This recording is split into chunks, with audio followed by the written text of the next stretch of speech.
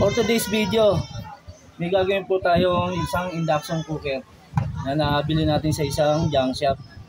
Nadaanan ko lang po ito kanina nang pumunta ako ng palengke, bumili ako ng ulam. Tignan po natin. Bago pa kasi kaya nabili ko ng halagang 150. Sabi may tanso daw sa loob. Check natin. Bago nga pala to, saksak muna natin siya. Tignan natin kung may power.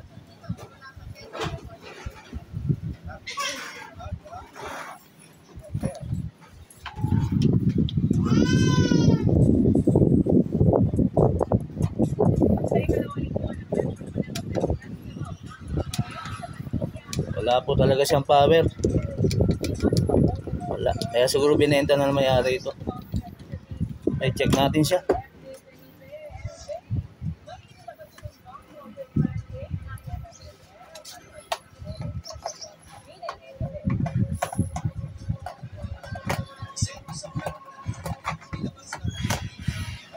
Happy New Year mga pala sa atin lahat po. Ingat po lagi.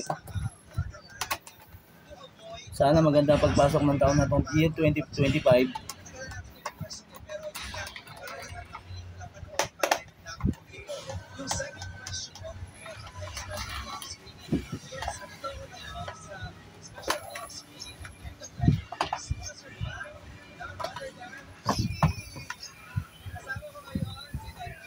Hindi natin sakit.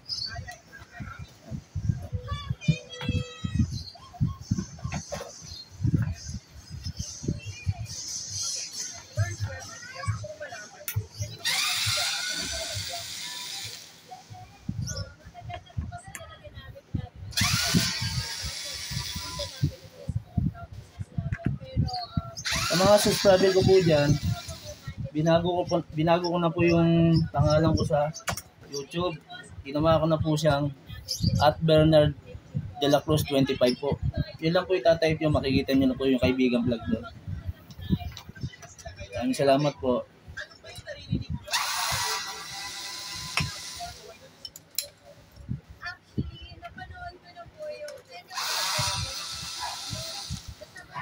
Ito pala yung tansong sinasabi niya, kaya pala mahal yung pagkakabili ko. Check po natin siya. Dapat po may contact po ito. May continuity po ito.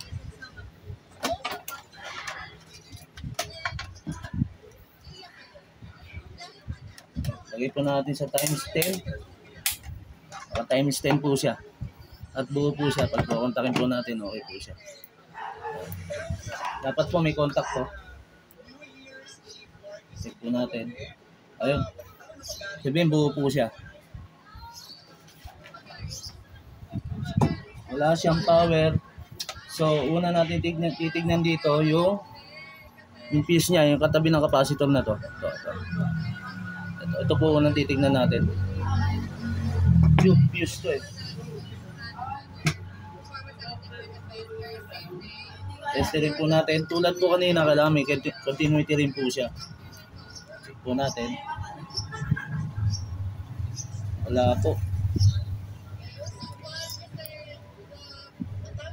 Wala po siyang continuity. Ito natin yung fuse ulit.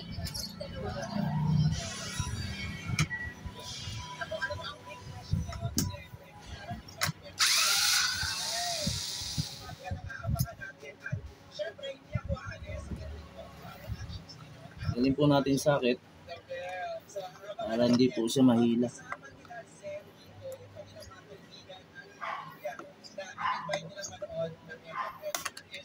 Siya. Siyang tanggalin. Yan po yung fuse niya. Ito po. Ayan, kulay puti na po yan. Hinamin po natin.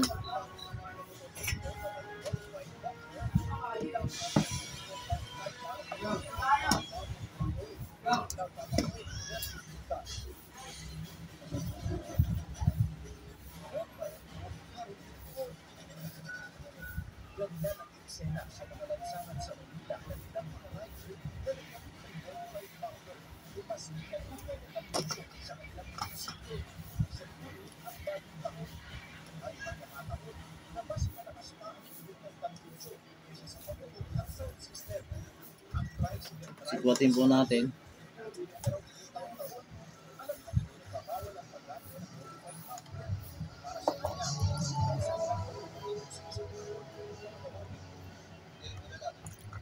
Pag ito nabuo po natin, swerte po tayo. Kasi mahal din po itong induction cooker na to. Jackpot po tayo dito.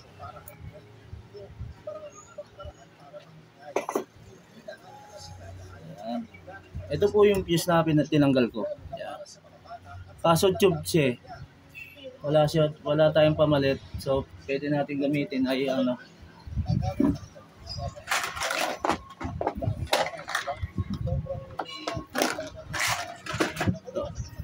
Pwede natin gamitin to.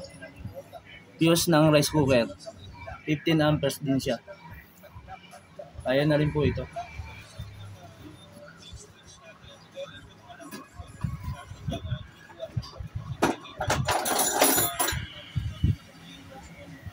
Pwede naman po siyang i-bypass pero mas delikado po kasi pag wala po siyang fuse mas delikado. Pwede natin siya.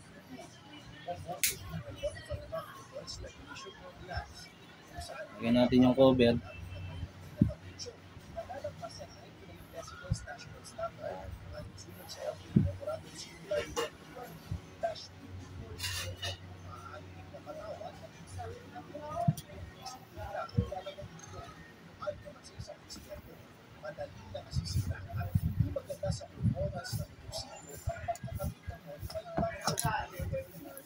Natin siyang inang.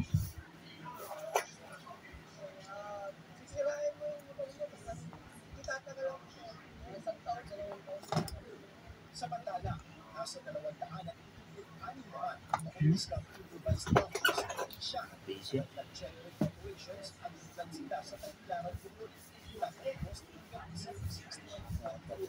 Apat siyang lumusot.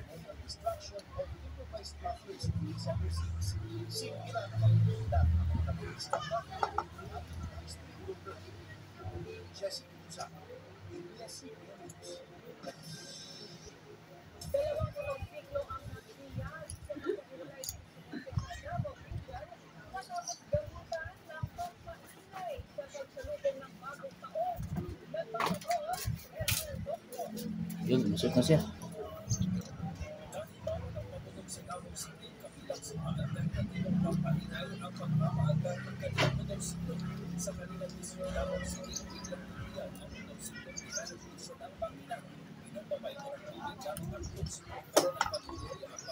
Ayan po siya, hinihinang po natin. Ayan. Lumusot na rin po siya.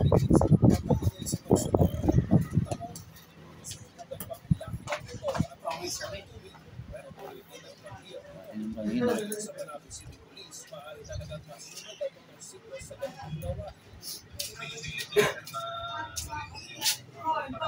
Ingat lang po kayo kasi may init pong panghina.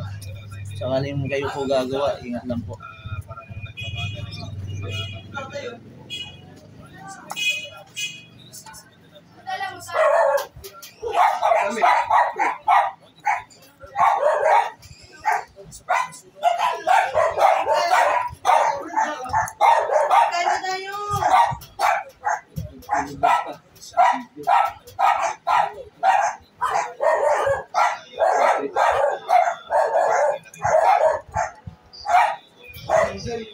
Tunaw. Scarcel.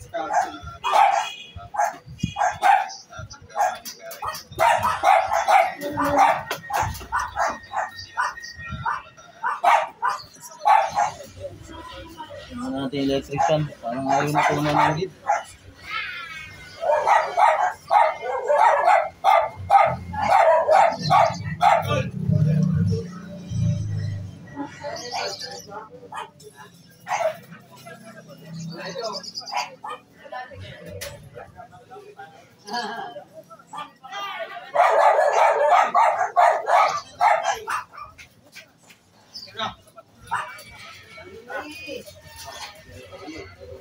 Ituin natin kanina.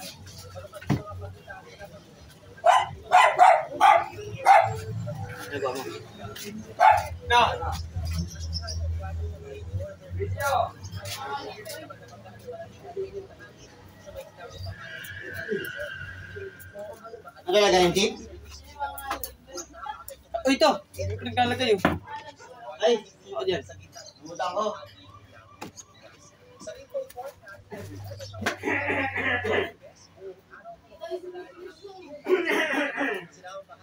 Okay na siya.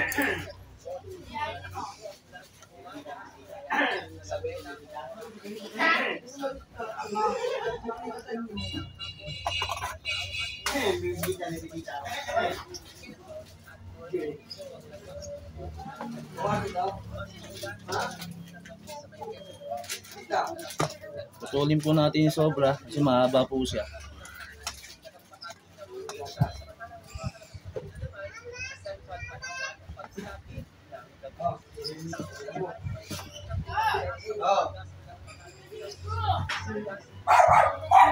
Bali ganyan po magiging forma niya kahit pinalitan na po natin ng fuse. Wala tayong fuse dahil na doon, kaya ito na lang po lagay natin. Pero fuse po ng ano to, ng rice cooker. Check po natin kung okay. Ayan na siya. Dapat tayo dito kung sakali mabuo natin to. Meron pa naman akong gamit ng mga kawali dyan, induction cooker din.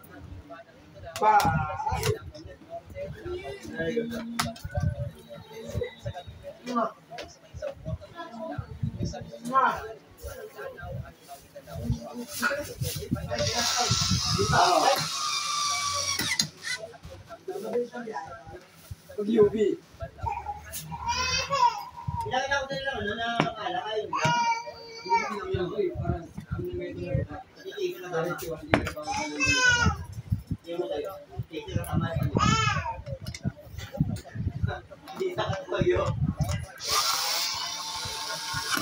Maraming salamat nga pala kay Kagawad Melvin ng Ulunduat Gonzales.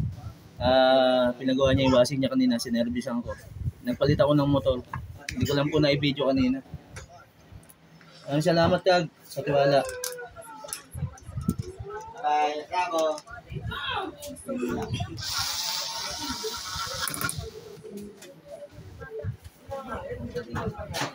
Mali lang yung information kasi. Balik po natin lahat ng sakit na tinanggal natin kanina. Next year po, dapat po siya. Dalawa. Isa. Ano? Ano yung gamit na balik? Pema ko? Ano yung gamit na yan? Pema mo.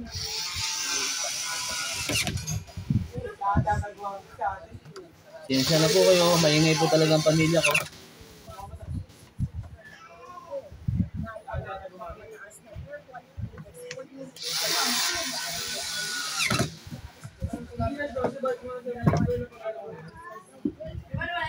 Kabit natin to, sakit niya. Ito po yung sakit niya, kailangan natin kabit eh. Bago natin siyang testingin.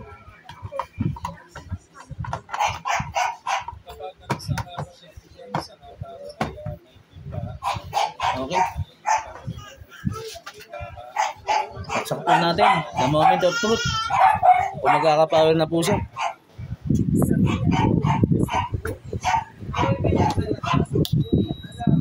Ayun. Ayun, nag-power na po siya. Tiyak pa tayo rito, mga kaibigan. Pwede siyang boil. Pwede siyang tapat. Okay na po siya.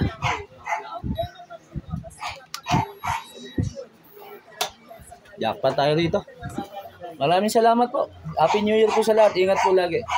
I love you all.